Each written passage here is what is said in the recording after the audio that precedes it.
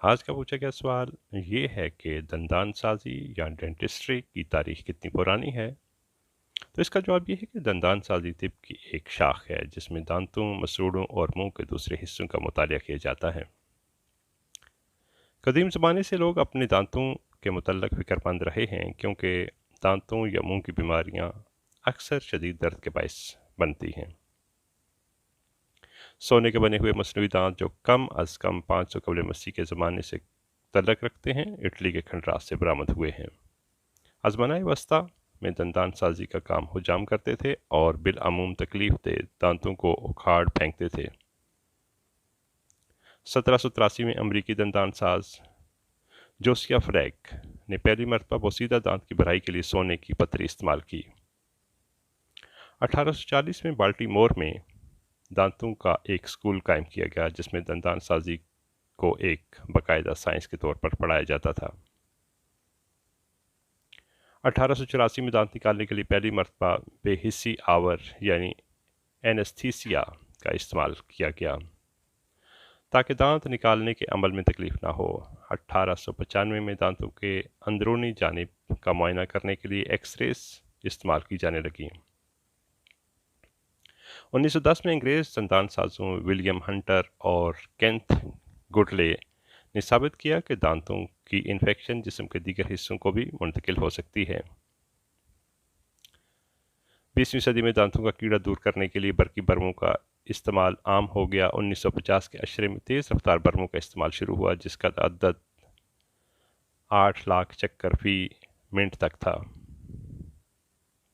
ان برموں کے استعمال سے دانتوں کا علاج تیز رفتار اور کم تکلیف دہ ہو گیا۔ حال ہی میں لیزر شعاع اور بلند تعدد والی آواز کی لہروں یعنی الٹرا ساؤنڈ کو برمے کی جگہ استعمال کرنے پر تجرباتی کام کیا گیا ہے۔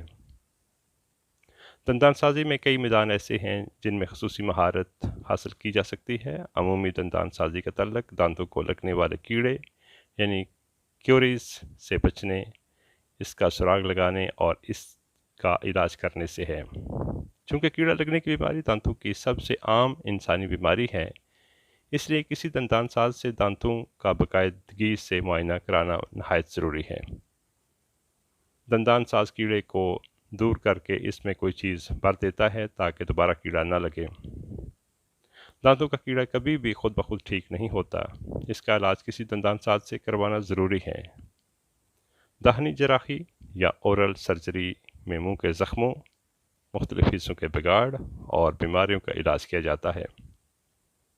آرتھوڈونٹکس میں دانتوں کی نشو و نما میں پیش آنے والے ان مسائل کو دور کرنے کی کوشش کی جاتی ہے جس کی وجہ سے دانت ٹیڑھے ہو جاتے ہیں اور بے ترتیبی سے آگے پیچھے اگ آتے ہیں۔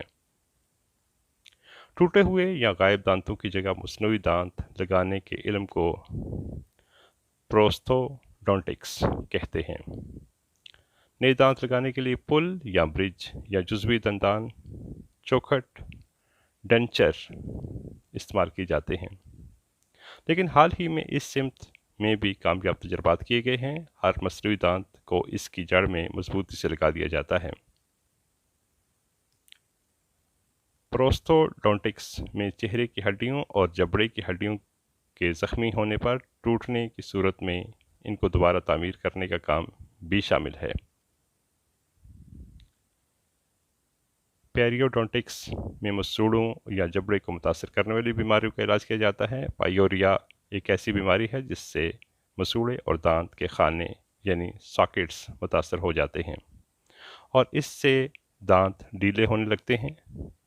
بالغوں میں پائیوریا کی وجہ سے دانتوں کے جھڑنے کی شرح باقی تمام وجوہ کی مجموعی شرح سے زیادہ ہے۔ پیڈوڈونٹکس بچوں کی عمومی دندان سازی کے نام